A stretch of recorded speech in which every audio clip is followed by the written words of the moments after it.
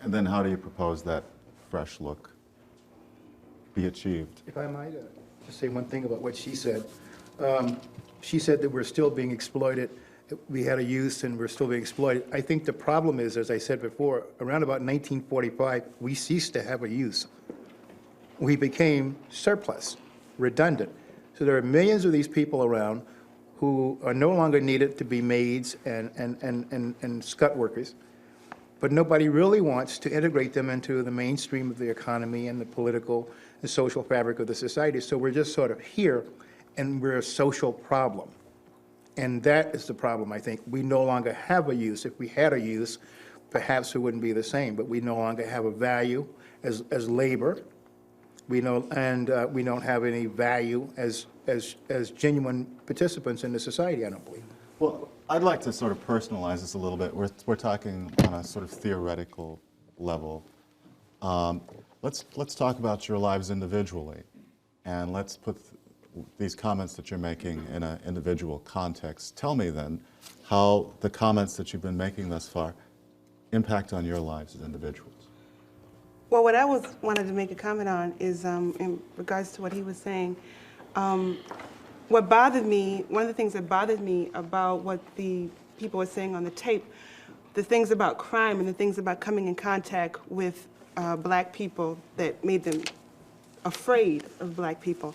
And I think what has happened in the society, like you said, we were surplus, so now this is how we're being viewed as people to be afraid of. Young black men are feared in this country. And when you talk about a fresh new look, I think that's one place where we have to start. We have to start, first of all, we need to respect one another. We need to respect young black people in this country. We don't respect them. The institutions of America do not respect young black people. We need to start there by respecting them, and we need to begin to realize that they are going to be contributors one way, either negatively or positively in this country. And we need to begin to help them to be positive contributors to this country. Let me take a crack at something here. I think that it's kind of sad on the part of black America that even as yet we have not, people of my age, and I'm going to be 70, have not yet come across with the proper kind of materials to pass on to our young people. Or if we have those materials, they don't find it as interested in reading them as they do other material. What I'm saying is, I was discharged from the United States Army as regular Army of the United States in 1945. I can tell you things about people coming back to the jobs because the law said that whoever you was working for had to hire you when you got out of the job. People going back to their jobs, they were abiding by the law if somebody went to jail. But we have not, it seems to me that we want to look at what white people think and say to judge for ourselves what is good, what is bad, what has integrity. I don't look at no white person to tell me what is right and wrong, good or bad. I read too. I'm as well read as the next fellow. But I have my own standards. And the tragedy is that white people on that panel are saying the same thing in this month and this year as they said in 1968, as they said in 1958, and we're still worried about what they're saying instead of coming up with some answers on how to combat what they're saying. They ain't saying nothing new. They said the same thing in this not this very room, but was at the university on Como Avenue. White people are saying these people are just a part of white people all over town. If you got some from Summit University, the east side or the west side, and you had the same number of people, they would generally ask these same questions because that's where white people are in terms of where black people are. And we're not thing. And we ain't coming up with no answers. We're saying the same thing too. What has not there been saying new in the last 30, 40 years? No, going back to something you had said too. One of the things, and I agree with what you said, and maybe to tie what you said, Mr. Mann, together, is that we do need to have these discussions among ourselves a great deal, a lot. Yes. And we also need to have this dialogue with white folks and other people of color too, because unfortunately we need to, I mean, even back up more, we need to develop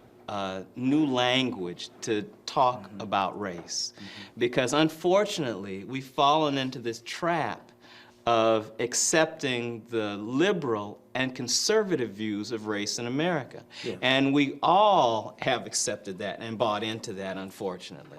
And so we need to continue this dialogue until we come up with a new language to be able, that won't leave us depressed, debilitated, and inactive. Yeah, and misunderstood. Exactly. Yeah. When you spoke of in terms of how do we go about trying to create these better relations between one another, I mean, I myself personally, I really don't care to stop and go back and try to help Europeans learn anything else about us. Right. Because they've learned so much about us. That's why, I mean, like take for example, the Masons.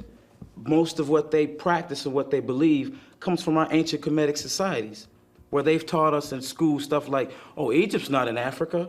There's no way you guys could have anything to do with those pyramids. So right there, you know, that tells me I'm not going to teach them nothing because they've always gone about stealing what they really truly want from us. And now you figure that they're trying, I mean, it seems like they're having a tough time with Africa. They're having a tough time with Africa. To me, the way I'm looking at it, if you really want to get serious, I mean, Europeans need to value our literature as much as they value theirs. They figure that if their authors or whomever writes the books, it seems that they're saying that this is what you should read, this is what's good, this is what's intelligent. But there is a black mode of thinking, there's a black spirituality, there's a whole context of life that is African, that it's untapped, and even, you know, for them and ourselves. On a personal level, like you said at the beginning of the discussion, though, in answer to your comment, yes, we have to develop means of talking amongst ourselves, and I do agree we have to have dialogue, but the final analysis is this. We are here in a society where they are 75% of the population, and all non-whites are approximately 25. They control capital, they control schools, they control jobs, they control everything. So we can't just sit and find new ways to talk to ourselves or to talk. We have to develop We some... control what we let them control. But, no, they control it. They control what You we see, let them I go control, around or and they talk to control people us. for jobs and for school. For a number of years, you know, I've tried to effectuate an improvement in my situation in terms of school, jobs and stuff. And every time I go into an office, I'm sitting across from somebody with blue eyes and blonde hair, okay? And that person has the power to go thumbs up, thumbs down, like the emperors of ancient Rome did when the Christians were in with the lions, okay? And it's that simple, and that's the facts. And there's no escaping that fact because we don't have the power. We don't control the capital, we don't control the political institutions, so we have to find some way to not be marginalized, but we can't just say that we can't deal with them because they control it. Well, let me ask a question.